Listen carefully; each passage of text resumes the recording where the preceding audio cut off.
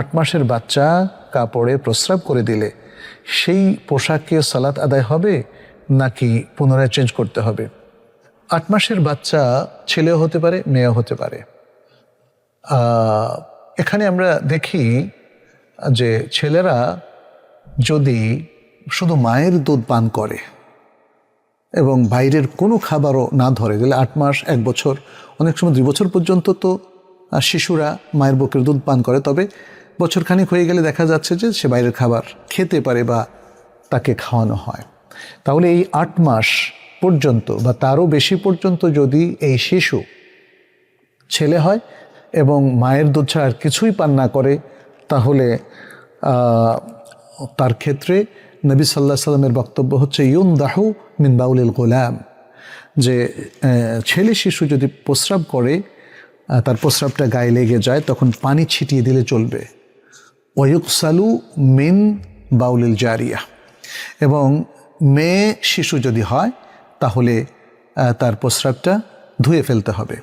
তো এই প্রসঙ্গে এই হাদিসের উপরে, এটা একটা বিশুদ্ধ হাদিস, এই হাদিসের উপরে শাইখুল ইসলাম ইবনে তাইমিয়া রাহিমাহুল্লাহ ব্যাপক আলোচনা করেছেন এবং তার ছাত্র ইবনুল কাইয়্যিম রাহিমাহুল্লাহ ইলামুল মুওয়াক্কিঈন গ্রন্থে ব্যাপক আলোচনা করে এটা যে কতটা সায়েন্টিফিক সেটা তুলে ধরেছেন। আমাদের অনেকের কাছে এটা বুঝে আসে না।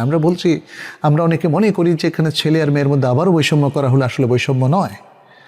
নবী সাল্লাল্লাহু আলাইহি ওয়াসাল্লাম যা করেছেন সেটা ওহীর আলোকেই করেছেন এবং তিনি অবশ্যই জানেন আল্লাহ তাআলার পক্ষ থেকে যে এই পরিবর্তনটা কেন। মানবীয় দৃষ্টিকোণ থেকে অথবা যারা জাগতিক শিক্ষা অর্জন করেছেন সে দৃষ্টিকোণ থেকে যদি শরঈ দৃষ্টিকোণকে বুঝে না আসে, এটা তো তারই দোষ, এটা আসলে শরীয়তের কোনো ব্যর্থতা নয়। যাই হোক, মেয়েদের ক্ষেত্রে তাহলে আমরা বলবো, যদি সন্তান মেয়ে হয় তাহলে পোশাক পাল্টায় ফেলতে হবে, ধুয়ে ফেলতে হবে, অন্যথায় তার তহরাত অর্জন হবে না। ছেলেদের ক্ষেত্রে শুধু পানি ছিটিয়ে দিলেই চলবে। তবে যদি তারা মায়ের দুধের বাইরের খাদ্য খাওয়া শুরু করে, তাহলে ছেলে মেয়ে উভয়ের ক্ষেত্রেই প্রস্রাবের নাজাসাত সাব্যস্ত হবে এবং প্রস্রাব করলে উভয়ের প্রস্রাবই আমাদের পোশাককে অপবিত্র করে দেবে এবং সেটা চেঞ্জ করতে হবে এবং ধুয়ে ফেলতে হবে।